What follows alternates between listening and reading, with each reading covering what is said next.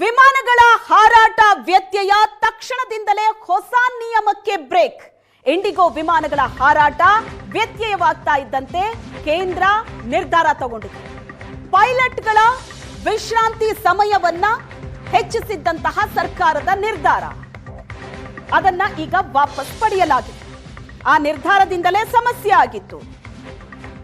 ಈಗ ಸರ್ಕಾರ ಆ ನಿರ್ಧಾರವನ್ನ ವಾಪಸ್ ಪಡೆದಿದೆ. ನಾಗರಿಕ ವಿಮಾನಯಾನ ಇಲಾಖೆಯಿಂದ ಹೊಸ ನಿಯಮ ವಾಪಸ್ ಪಡೆಯಲಾಗಿದೆ. ತಕ್ಷಣದಿಂದಲೇ ಪೈಲಟ್ಗಳ ಹೆಚ್ಚಿನ ವಿಶ್ರಾಂತಿ ನೀಡೋ ಆದೇಶ ರದ್ದಾಗಿದೆ. ವಿಮಾನ ಹಾರಾಟ ರದ್ದು ಹೆಚ್ಚಳವಾಗ್ತಾ ಇದ್ದಂತೆ ಕೇಂದ್ರ ಸರ್ಕಾರ ಎಚ್ಚೆತ್ತುಕೊಂಡಿದೆ. ಸರ್ಕಾರದ ಈ ಹೊಸ ನಿಯಮದಿಂದಾಗಿಯೇ ದೇಶದ ವಿಮಾನಯಾನ ಕಂಪನಿಗಳ ಸೇವೆಯಲ್ಲಿ ವ್ಯತ್ಯಯ ಆಗಿತ್ತು.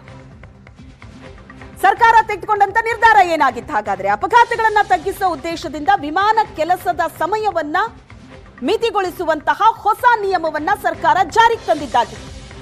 ನವೆಂಬರ್ 1ರಿಂದ ಈ ನಿಯಮ ಜಾರಿಗೊಳಿಸಿತ್ತು.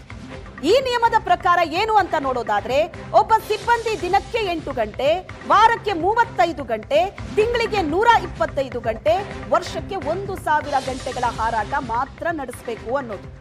ವಾರದಲ್ಲಿ 2 ಬಾರಿ ಅಷ್ಟೇ ರಾತ್ರಿ ವೇಳೆ ಪೈಲಟ್ ವಿಮಾನವನ್ನ ಲ್ಯಾಂಡ್ ಮಾಡಬಹುದು ಅನ್ನೋದು ಈ ನಿಯಮದಲ್ಲಿತ್ತು. ಈ ನಿಯಮದ ಪ್ರಕಾರವೇ ನಡ್ಕೋತಾ ಹೋದ್ರೆ ಸಿಬ್ಬಂದಿಯ ಕೊರತೆ ಆಗತ್ತೆ. ಹೀಗಾಗಿರೋದೇ. ಅದರಿಂದಾಗಿ ವಿಮಾನ ಹಾರಾಟದಲ್ಲಿ ವ್ಯತ್ಯಯವಾಯಿತು. ಸಮಸ್ಯೆ ಉಲ್ಬಣ ಆಗ್ತಾ ಇದ್ದಂತೆ ಸರ್ಕಾರ ಈ ಆದೇಶವನ್ನ ಹಿಂಪಡೆದಿದೆ.